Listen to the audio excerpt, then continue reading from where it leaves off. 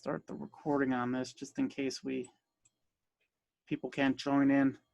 So again, we got Justin, our home inspector, Bobby, our lender, and Michael Bailey, our lawyer, on the call. Just going to move this out of the way, and we're going to go over my 2020 buyer's consultation package. This is I emailed everybody out a copy of this that was that requested an invite. So we'll just go through this, and then we'll talk about the home process, the buying process, and if anybody has any questions, that's what we're here for. Let's just have some fun and go through it. So first page, pretty informational. I don't know if Justin and Bobby, you guys seen this thing. This is a little bit about me. I don't know if you guys ever saw me in a suit and tie before, not flip-flops, but that's that. Third page here, we're gonna go down. It's just table of contents. So we'll go over a couple of these things. There's a buyer questionnaire, a house hunting checklist. We're gonna primarily talk about the Homebuyers Road Map. This is where all the different pieces come into play. Some benefits of home ownership. I have some client testimonials, so if you guys wanna see, you know, some feedback from my past customers, left me some feedback there that was nice of them, so you can see that I'm not a jerk there. But home inspections, we talk about them, and I got Justin on the line. And then the last couple things, there's just real estate terminology. You're going to hear all kinds of different three-letter acronyms. You know, this breaks down, you know, what some of these different terms mean that you might hear. And then some frequently asked questions. This is really helpful. I break it down a lot of different things that, you know, come up during the process here. So the first thing here is a buyer's questionnaire. You know, this is informational for you guys to fill out, and it helps me help you. You know, this goes into a lot of detailed questions on, you know, where do you want to buy a property? Do you have pets? And it just, you know, gets the brain thinking a little bit more on, you know, where do you want to be? What type of house? Do you want to, you know, does it have to be in new condition? Are you, have you arranged financing yet? Just different things that you might not be thinking about when you're going to be purchasing a home that could definitely be helpful for you. So one of the questions here, new home, what type of style do you prefer? Do you want a master bathroom? You know, do you want stairs? Or is that all right? You know, what kind of square footage would you like? And it just goes into all these different things, and it gives you an idea of what you're looking for, and also help me set up a customized home search for what you're looking to do. And then here's a house hunting checklist. So after we do a home search, say there's 3 or 4 houses that we're going to go out and check out, what we could do is print out this house hunting checklist, so then that way you remember everything from each house. It's hard to keep track. Oh, was there, you know, was the washer dryer upstairs or downstairs? You know, what was this room like? And it gives you, so you can write down the property address, the price, bedrooms, baths, square footage, and all that kind of stuff. And just something for you to print out, and you can reference back after you go see a bunch of houses. Oh, getting some feedback. But after you see each house, so then you can remember what you liked about it, what you didn't like, and put some notes about it. So then when you're reviewing it with your partner or your spouse, you could, you know, oh, I did like the kitchen in this one. You know, maybe that the bedrooms were too small, and help you cross some stuff off the list there. Some benefits of home ownership. I'm not going to go into the details on this, but, you know, always better when you own something instead of renting. At least you have something for your money.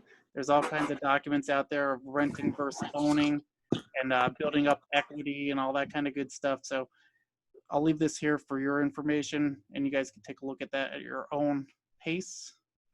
What we're going to talk about primarily today is the Homebuyers Road Map. Let me just bring this up. Everybody see this? All right. Everybody's muted, which is good.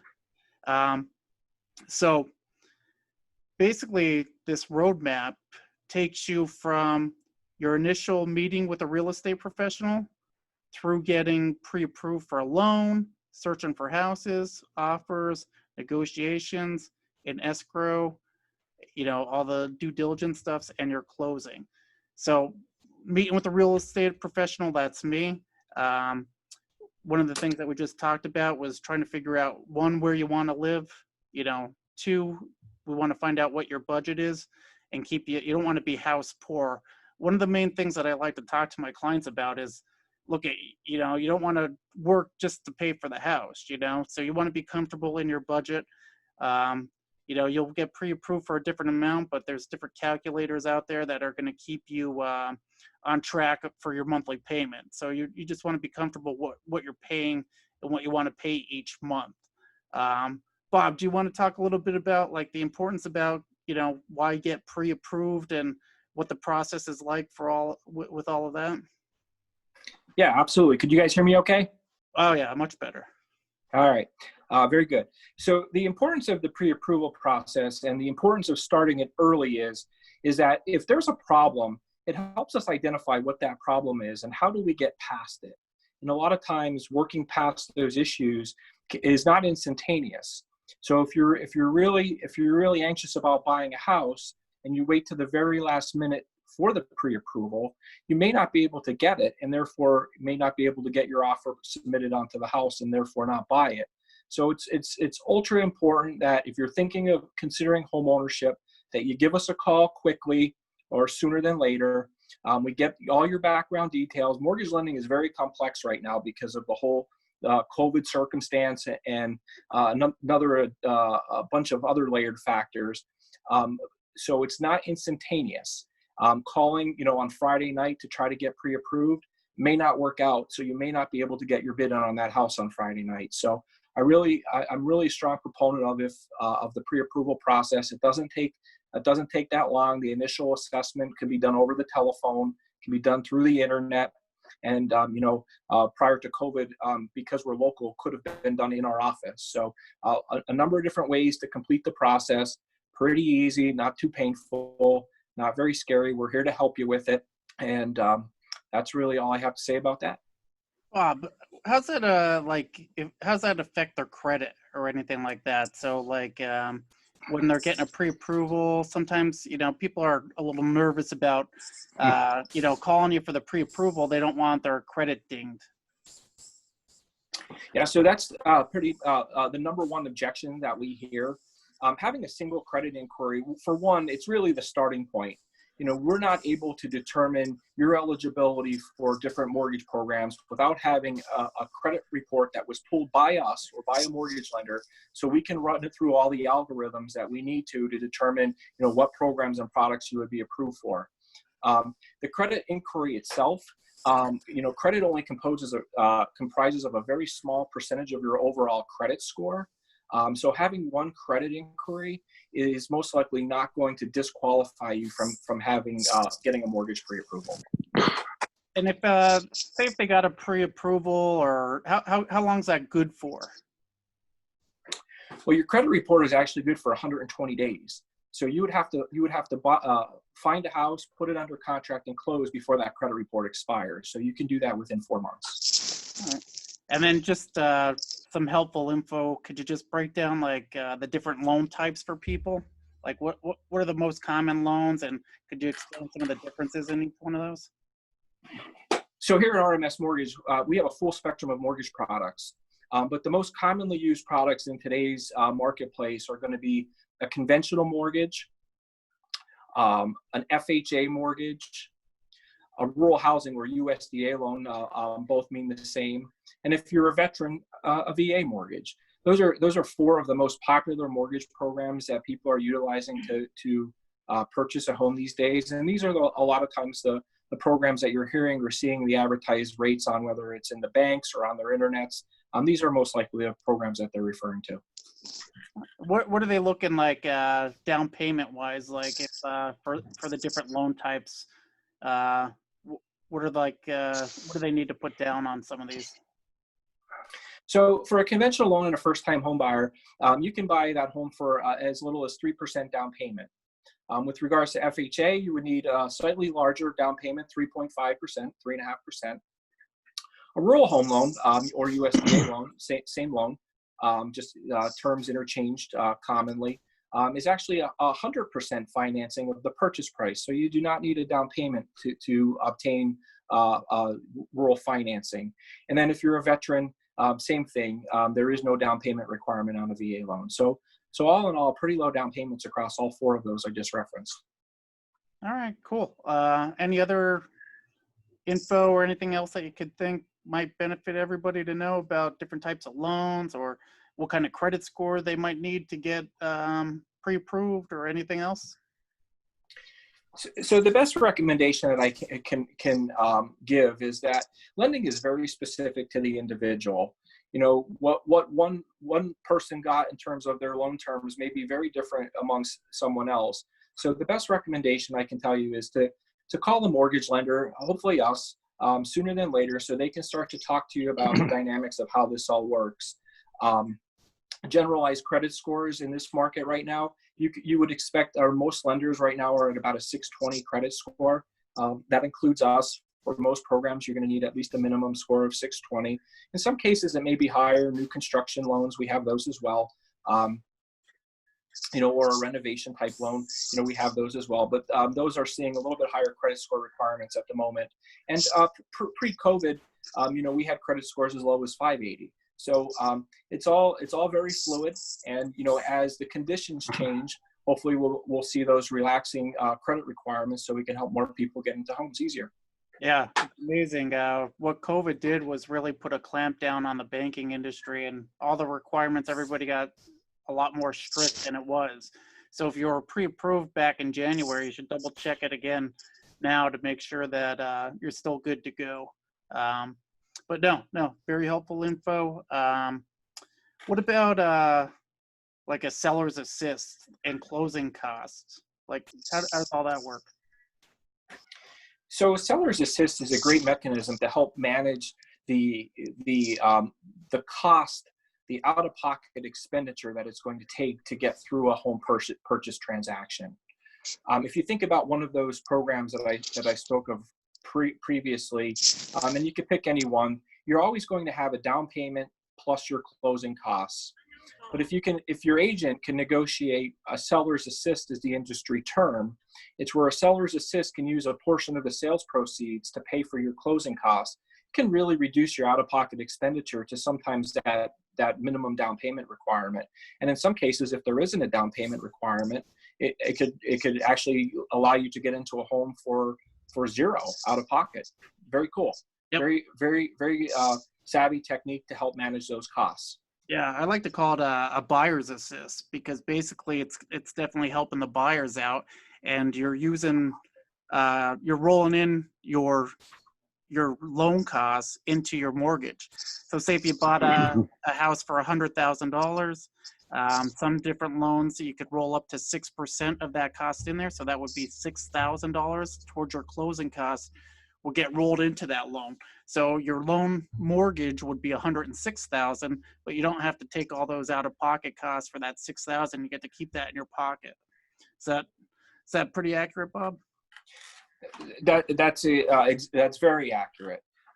You know, we always joke in the office that it's a roundabout way of being able to finance closing costs into the deal, and that's exactly how it's done. Is in most cases, the most common way is that the sales price gets bumped up, so out of those proceeds, they can pay your cost and still net the amount of money that they need to sell the house for. So it's really a win-win for everybody.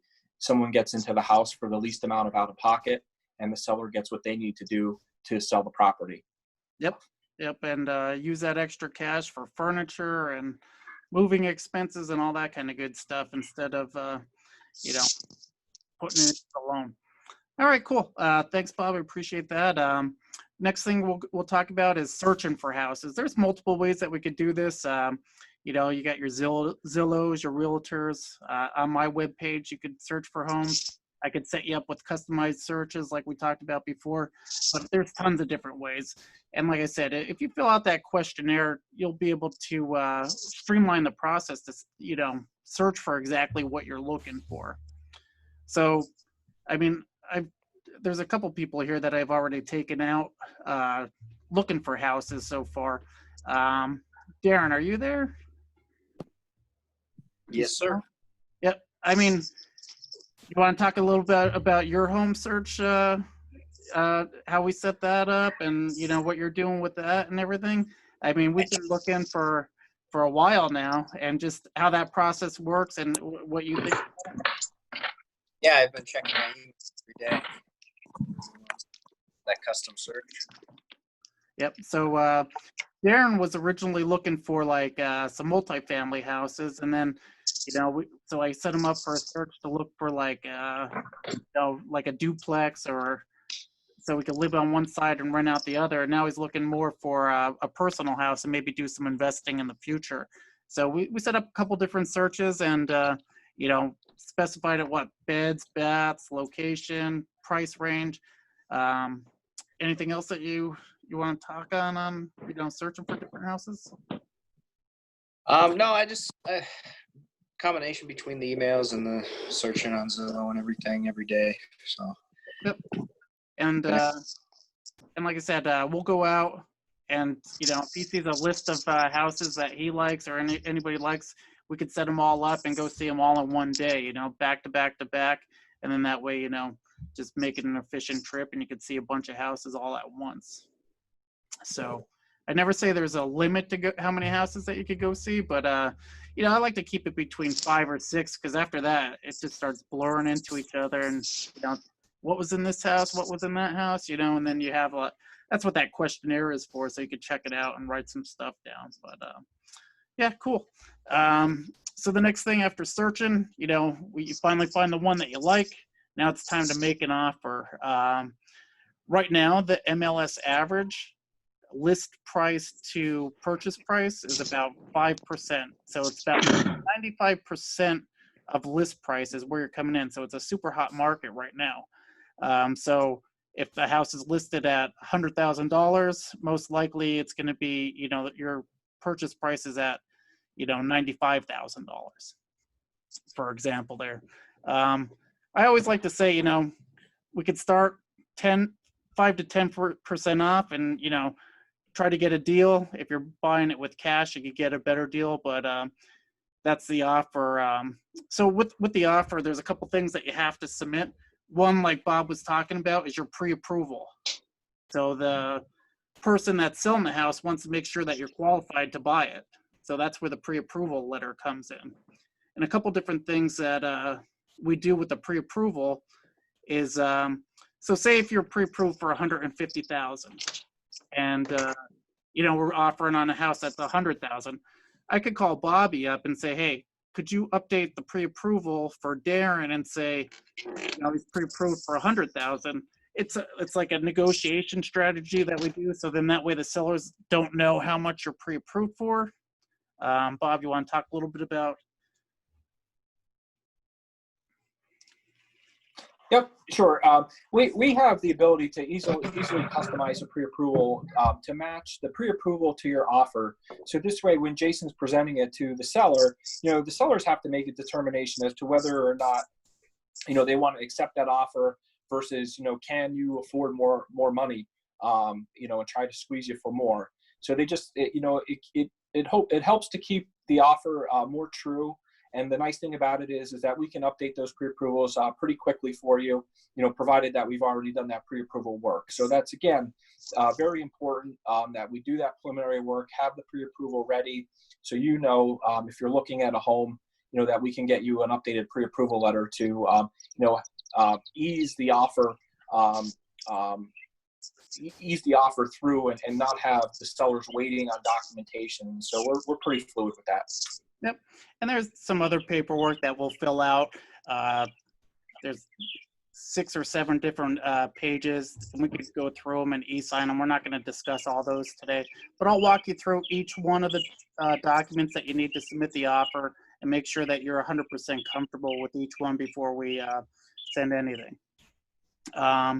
So then negotiation and contract, there's going to be back and forth. Like I said, always start a little bit lower towards the 10% or 15% off. And then, you know, the seller's going to counter offer and probably meet somewhere in the middle there. But then congratulations, you finally get your offer accepted. And now we're going to be in what's called escrow. That's when you're under contract. So this is where Justin is going to come in, but one of the first things that you do when you're under contract is you're going to have a down payment. It's usually getting a little chirp or feedback there. A birdie. Anyway, but so usually you'll have like a certified check. It's called your escrow check, and that's basically just holding the house for you. That'll get counted towards your monies at the end of the when you close on the house. So you buy $100,000 house, you put $1,000 as your down payment. At the closing, you owe $99,000. If for some reason, you know, after the inspection process, something happens, you don't like the house, we could get your $1,000 back, your escrow deposit. But Justin, you want to talk a little bit about, you know, the home inspection and the escrow process and some things that you do as far as the due diligence period? Yeah, so I come into the process after you're under contract, and basically, so a home inspection is a non-invasive visual inspection of the property. So I inspect everything from the roof to the foundation, everything in between that we can visually see. And meaning the roof, foundation, electrical, plumbing, HVAC, all that kind of stuff, because what you're going to find is once you find a house that you really like, you're going to become emotionally attached to that house, and you're going to start visualizing, you know, your family living there and Christmases or whatever, you know, that kind of stuff. And I come in as a interested party in the sale and provide you with a report, basic condition of the house. I don't have any bias. I don't have any, you know, emotional attachment to the property. I just want you to know what you're purchasing. And if I do that, then, you know, I did my job. So there's several different types of inspections that you're going to run across and I'll go over just the common ones basically that I see on a usual basis. So if you're buying a house that's on public sewer and public water, typically in, you know, cities or towns that have established utilities, you're going to be looking at a structural inspection, which is the roof to foundation, like I explained before. Wood destroying organisms inspection, and depending on the type of loan you have, that may be required to obtain. And that looks for termites, carpenter ants, carpenter bees, any type of insect that destroys wood. And then radon is another very common inspection that we do in this area. Radon is prevalent, and I do find elevated levels in, I'd say, the majority of houses that I inspect in this area. So it is a good idea. One of the reasons, and going back to what Jason was talking about with negotiations, is if you do it pre-purchase before it, then you can use that as a negotiation tool. If you say, I'm just going to test it afterwards, well, then if it's high, then you're stuck with the system, putting a radon mitigation system in your house. So these are all things to help you out in the end, and you know, help negotiating things. So if the furnace isn't working, or there's a roof leak, or you know, some windows don't work, these are things that you'll know beforehand. And you know, you can go back and, you know, there's what's called a reply to inspection. That's what Jason will help you out with, saying, hey, we want to make sure that, you know, they take care of the windows or the doors that are broken, or whatever, you know, whatever is important to you. And then that's where he'll help you out with that. There's two other very common inspections. This is for more rural properties that are a water test and a septic inspection. And what Bobby was talking about, sometimes a lot of the properties that are in USDA zones, not always, have you know, a septic or a well on premises. And it's very important. The septic, you know, the septic system can be the most expensive system in the house. More expensive than the roof, more expensive than the foundation. And I actually have a Pennsylvania Septic Management Association certification, which is a much more in-depth evaluation of the septic system. So you're getting a full kind of overshot of how that's working. And like I said, if it's not working properly, you want to know about it before you buy that house, because you know, that can be a very big expense to get hit with right after you move in. So those are the most common ones. There's other types that we, you know, I implement a lot of technology. There's mold testing. There's, you know, there's a whole array, but those are the common ones that you're gonna deal with. So after I'm done with my inspection, I encourage my clients to come. That way I can teach you, show you how things operate. And again, COVID has thrown some new rules as far as how many people, who can attend. I kind of leave that up to the realtors because they're the ones that have the guidelines from their association that makes the rules up. I just kind of do with what I'm comfortable with the buyers coming, and it makes it a lot easier when you're getting a long report to say, hey, I remember him talking about that. I remember him showing me this, and it's just part of the process. I mean, you're spending a lot of money, and I just want you to know what you're purchasing. Whether it's a $30,000 home or a $3 million home, you're still spending a lot of money, and so you'll get your report back the same day. Some of the reports take a couple days to come back. For example, radon has to sit for a minimum of 48 hours. Water testing can take several days. And normal circumstances, I'm able to get out there and get the stuff done ahead of time. But right now, it's just not feasible. Busy season. So, as you know, so as soon as you go under contract, it's important to find a home inspector that you're comfortable with. Do your research, make sure they're certified, and look at the reviews, all that kind of stuff. Because a lot of us are booked out pretty far now, so you want to get on that list and get your inspection scheduled. And it might be confusing because when I ask questions of what types of inspections you need, most people just say a home inspection. Well, you may want pest and radon, and it can get confusing with what types of inspections you need. So that's where Jason will come into play with helping you out with that. Yep. And then I always have an open phone line, open ears for people that don't use me, or you have questions or whatever. I'm always available, and to help out with stuff, because you might pop up and say, I remember him talking about something. What was this? And I'm sure you'll have my contact information available. So the home inspection process takes about 2 hours, on the higher average of time, depending on the size of the house. And that's pretty much it. I mean, is there anything else you want me to go over, Jason? Or no, I think one of the most important things is that from the day that you get your offer accepted, there's a time frame. It's a contingency in the contract that says you have a certain amount of days to have your inspection done and get your report back from Justin. And then, like you said, we put together a reply to inspection saying, hey, look, based on this report, we want you to fix A, B, C, and D. And then we send that off to the seller to say, hey, are you going to fix all this stuff? Oh, they'll fix A, B, and C, D. Maybe they'll give you a credit towards that. There's all kinds of different ways that we could negotiate, fixes and things like that. But just one more thing I just wanted to state is that with regards, we're not giving a wish list, and we don't have a crystal ball. So those are two important things to understand with home inspections. Some things, like a water heater, for example, it can be like a flat tire. It looks perfect, it's working, and next day you walk out, there's water on the floor.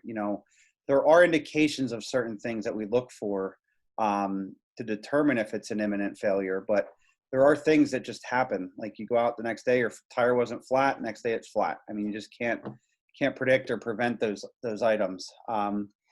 So, I just wanted to mention that, because that's an important thing that we as home inspectors try to reiterate, with those types of things. So yeah, same I also handle commercial multi-unit properties other than residential. So we have a wide array of services that I can help out with. So. No, that's good. Same thing with appliances, same thing with the furnace, things like that. And another way that I could help you guys out and protect you is you could get a home warranty. They're usually about $400, $500, but it protects some of the contents in the house, like your appliances, the furnace, some of the bigger ticket items that aren't covered by your standard home insurance too. So if that's, you're looking at a house that might have like an old furnace or an old this or an old that, it might be worth it to, pay the little bit up front. If anything happens to it, the home warranty covers it. You could get them for 1 year, you could get them for multiple years if you want to, and then, helps cover some of these big ticket items if they end up crapping out on you. Justin, last question for you. Like ballpark wise for a home inspection, what are people looking at? Yeah, so the home inspection is one of the items that are not able to be rolled into the closing. Anyway, my business, I do not allow that. It needs to be paid at the time of inspection or before, or else I cannot release the report. So typically a home anywhere from 2,500 square feet or less, because I go by square footage based on time that it's going to take. For a structural inspection, only it's $400. Home structural, pest, and radon, which is the most common, is $550 total. Septic is $300 and water is $200 extra. So you can see a difference when you're buying out in the country. It's just, there's lab fees associated with it, extra time, all that kind of stuff. So just keep that in mind. So when you're looking up and it says an inspection should only be $500, and I say it's over $1,000, you're going to say, well, what is this guy talking about? Just keep that in mind, that there are different levels and different things that you can add on, and different inspections, ancillary services, that kind of stuff. So, but your typical home inspection is around $400. Nice. Awesome. I appreciate the info that you provided there. That's definitely super helpful. Hey, Jason, I Yeah. have a question for Justin. Yeah.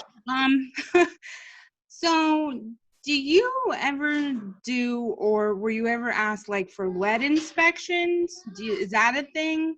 It is. My only question, because my son, when he was 2, actually got lead poisoning from the building that we lived in, and it was an apartment building.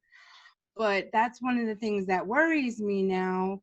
And I didn't know if that's something that's done on more modern homes, or is it buildings that are before, I think it was like 1978 or something like that. Yep, 1978. Yep. So that's a very good question, because there are a lot of older homes in this area, and lead from an inspector standpoint is a totally different monster from a state regulatory perspective. So I personally do not do lead testing. My father-in-law does. He has his lead certifications, asbestos, all that kind of stuff. So there are options for that. And as far as cost, the fees are always lab dependent on that, because they like to change them on us and not tell us until we, go send it in. They say, you didn't send us enough money or whatever. But it is a concern. And a lot of the lead dust that we hear about and see comes from when people are renovating. If you're just sitting in a house and there's lead paint underneath paint and underneath paint and underneath more paint, it's not really going to affect you. It's when you start trying to put in new windows, or, cut into the floors or cut into the walls and that kind of stuff to renovate, that's when you're going to have a problem with it. The top layer, the likelihood of the top layer of paint containing lead is not very common anymore. You're looking at the last paint job being 40 some years old, and it's not very common. Can it happen? Absolutely. And, with kids being tested at school and stuff like that, that's kind of, unfortunately, that's when you find out about it, when they do those tests and you say, oh man, did I have lead here? But there is in the, in the agreement of sale that you can elect to have that as an inspection. I do not personally do that, but I can guide you to somebody that can. But that's a good question. I was just curious, because it's, one of the things as a parent, like, oh, I don't want to go through that again. Absolutely. It's a valid concern. And we do see it. And that's, unfortunately, that's usually when we get called out to do testing, is after, the kids have the test and they say, whoa, I've seen, and with my father-in-law, the guy was melting down lead sinkers for fishing on his stove, and didn't understand how his kid contamination was so high. I mean, it comes from many different ways, but the most common is through paint that you see it in the house. Yeah, Angela, there's a lot of different contingencies that we could elect to have checked. Like you said, any home before 1978 may have lead-based paint, and that's one of the things that you could check beforehand and get a test done to see if there is traces of that in there. And like Justin said, you could do the regular standard home inspection, check for radon gas, termites. You could test, like if you had a well, you could test for, make sure there's no bacteria or coli or any of that kind of stuff, or lead in the water. And like he said, the septic test that he does is a pro test. A lot of these like other inspectors will just basically lift the lid. Oh, you're good. What he's doing is a thorough test of the septic system, where it's going to actually tell you, is there cracks, right? Or, is it level, and all kinds of stuff. I mean, one of the first deals that we worked together on, was a bad septic. And it was just good thing that he caught it, because we'd be in trouble. But, and then next we'll talk about title. Mike Bailey, are you on the line? I want to just explain a little bit about how the title process works with liens and all that Can kind you of hear me stuff. now? I can hear you now. I can see you now too. Perfect. All right. Thank you for the opportunity to participate with your people. My opinion is we are typically the last people to be involved in the transaction, when I think we ought to be the first people involved in the transaction. Because if title to the property is bad, you wouldn't want to buy it. You wouldn't want to put down $1,000 or $5,000 or whatever the DP is. You wouldn't want to do that. So I think, and that's what, there are a couple of ways that people buy property. One is they just go to a realtor. We've been doing this for 27 years. I forget how many states, 5 countries, 16,000 transactions. And so our people come to us and they're like, do I want to even make an offer? And that's a great thing. We want to root out, my job is obviously to ensure title to the buyer, to the to the lender. But ultimately our job is to not ever have a title insurance claim. That is not a good thing. So we do, we try our best to make sure that there are no stones unturned by the time the purchaser gets to the table. What do you mean by like title insurance, liens, all that kind of stuff? Like when people hear this stuff, it's like, well, that's a great question. You're right. I sort of glossed right over it. That's what I'm here for. That's why I get the big bucks. Yeah, that's why you get the big bucks.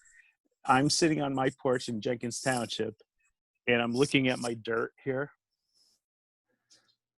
And at some point, William Penn owned our dirt. Oh, nice. And your dirt. And before him, the King of England owned all of our dirt. And so what we have to make sure when we do our, do our title research, is to make sure that everyone who ever had an interest in the dirt conveyed it to the next owner and the next owner and the next owner. So now I don't have an issue when I want to, do anything on my dirt. Refinance with Bobby Rother. He knows that I own all of my dirt. And that's what title insurance really is. It's probably the most valuable insurance a person will ever purchase.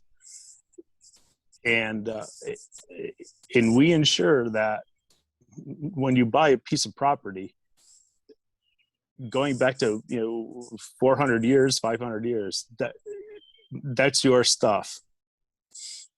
Yeah, so nobody's going to come back. I like to say this story that, like, okay, me and you are brothers. We own the house together after mom passes, and I sell the house and I don't tell you. And you're in a different state or something like that, and you have no idea. And something like that happens, and then you know, the new owner goes to sell it, and then you find out, and it's like, whoa. That happens all the time. Yep. That happens all the time where there are unaccounted for errors and things like that. So yeah, we take it very seriously because yeah, you know, the problems with title to real estate, they don't fix themselves. They must be like harnessed and fixed and and done sooner rather than later. Like when people hear like liens on a property and things like that, like what do you guys do for checking? What's a lien, first of all, and then like what do you guys do to check for them, and like how could something like that, you know, cause people issues? The easiest liens are just people don't pay their taxes. I mean, that's a statutory lien. Then there are municipal liens. People don't pay their sewer bills.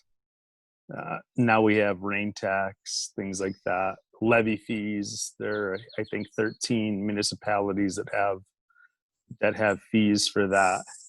And once you get beyond that, now you start having to work, like you mentioned, you know, somebody passes away.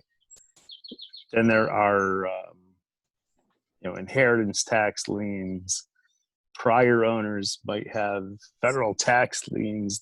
There's a lot that goes on, and we have to make sure that all that's good.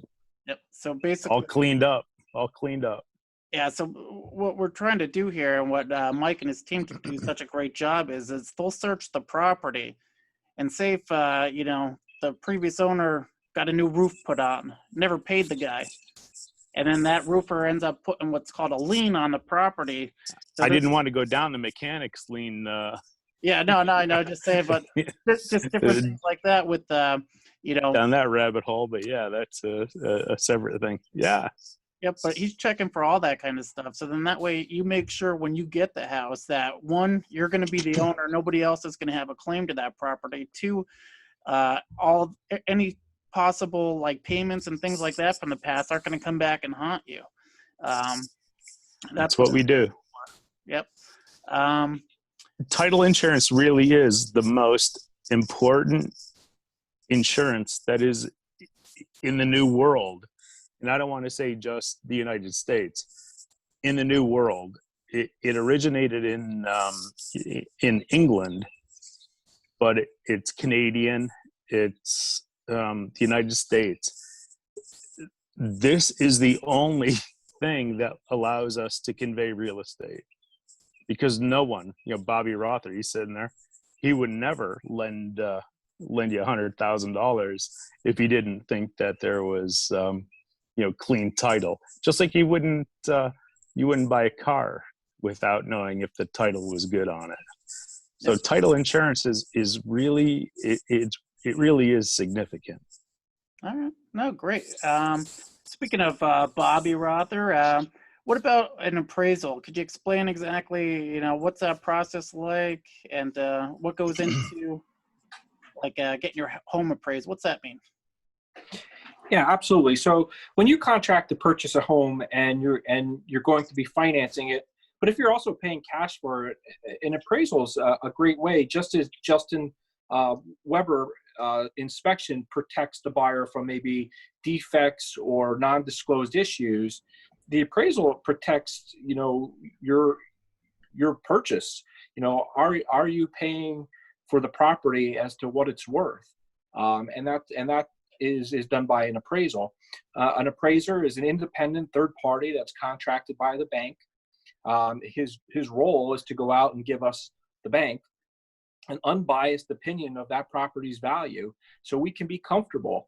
The last thing in the world that we would like to do is lend you $150,000 on a property that's only worth $100,000.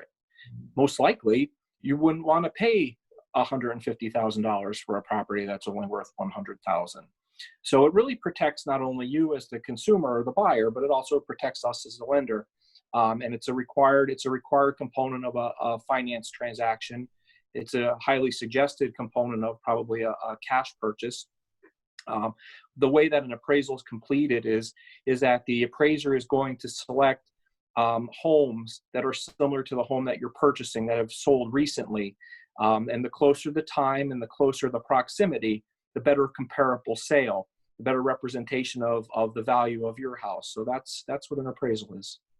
Okay, great. Ballpark, like what's people looking for out of pocket there? And could they roll that into the closing costs? Were they looking to pay for something like that? So an appraisal typically runs anywhere from like $450 to $500, depending on the type of appraisal that's needed. It is a closing, it's a cost that we're going to ask you to pay for up front. And if the deal closes, it's something that can be rolled in and paid for through a seller's assist. Okay, awesome. Appreciate the info there. All right, so we went from, meeting me as the agent, we get you pre-approved, we search for houses, we got you your offer accepted on the house you like. We talked a little bit about inspections, titles, appraisals, all that kind of fun stuff. And now we finally get to closing. Bob, Mike, do you guys want to talk about like some of the documents you need, like typical timelines for closing? Like hire a good lawyer. That's true.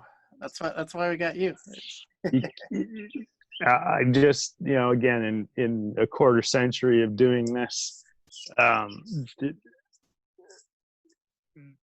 most people have not done this before. And that's very introspective. When I look at contracts for things that I've not done before, I'm confused.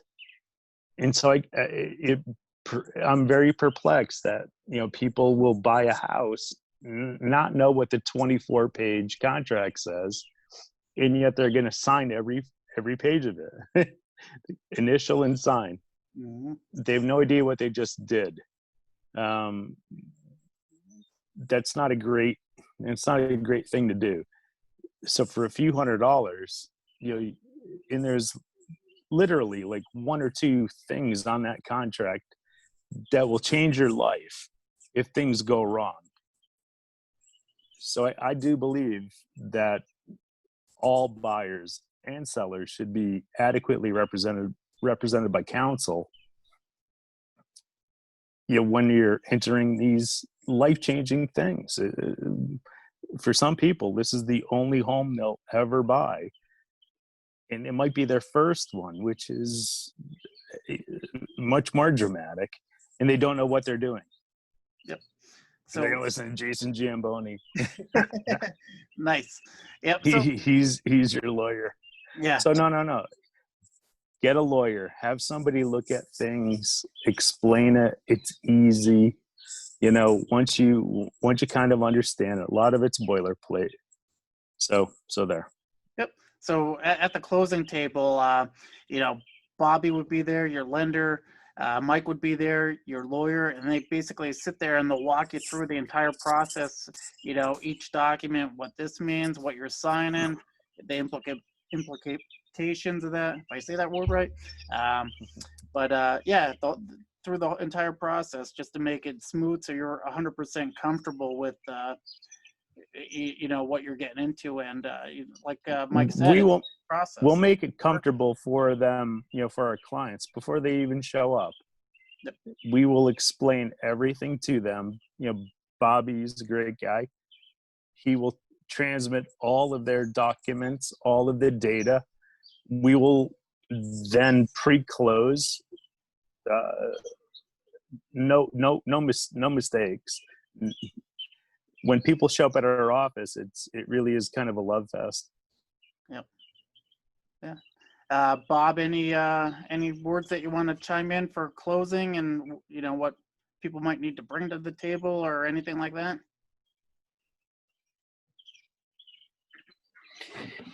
Yeah. So a few days before your closing, federal law requires us to provide you a form called your closing disclosure. Your closing disclosure is going to reiterate all of your loan terms. It's also going to itemize out any and all of the fees right down to the last penny, and show and give you the credit for the things that you've paid for along the way. It'll identify how much money you need to bring to your closing, at which point, our office would collaborate with Attorney Bailey's office and send the closing package over. And you know, again, they'll talk to the client about the amount of money that they would need for the day of closing, so they can arrange to bring those funds. Those funds typically need to either be certified funds from a bank, like a bank check, or wired funds is what's generally accepted. No cash, no personal check. I don't think those are allowed, or at least we don't allow them. I can't Hey, just we'll bring take- a case We'll of take money. cash. No, we won't. Sorry. It's all right. Yeah, no worries. but that's it. I mean, like I said, they're everybody's here to help you and guide you through the process and make sure it's as smooth and as comfortable, and you know exactly what you're getting into ahead of time. We're getting tight on time here. Anybody have any questions for Justin, Mike, Bob, myself on anything that about the whole process here? I do not. That was a great overview, though. Awesome. Yeah. Jay, No, let me. questions Hey, either, but I didn't realize how much actually goes into purchasing a home. Yep. That's why you want to always have representation. I only Stop work by, at the desk. stop by the office anytime. Yep. Mike's a great guy. He does, like I said, all my personal stuff. Bobby does all my personal stuff. Justin does all my personal stuff. I wouldn't recommend anybody that I don't personally use to any of my clients. So definitely thank you guys for all taking time out of your Tuesday night and joining us. I'm not going to go through the rest of my buyer's guide, but I emailed it out to everybody. If you have any other questions about it, feel free to reach out to me. And yeah, let's get started. I appreciate it. Thank you all for joining. And I'm Thank you, just man. going to stop sharing. Jay, let me get a last word in. Okay, yeah, go ahead. I mean, you know, as lawyers, we're not permitted really to advocate, for others. But I tell you what, you're a great guy. Bobby's a great lender, and we really do have a good team. If anyone called our office, we would say, look, you have options, but this is if you want it done correctly and on time, this is where you need to be. No, I appreciate that, Mike. Thank you so much for that. Bobby, again, thank you for all your help with this, Justin, and everybody that joined today. I'm going to just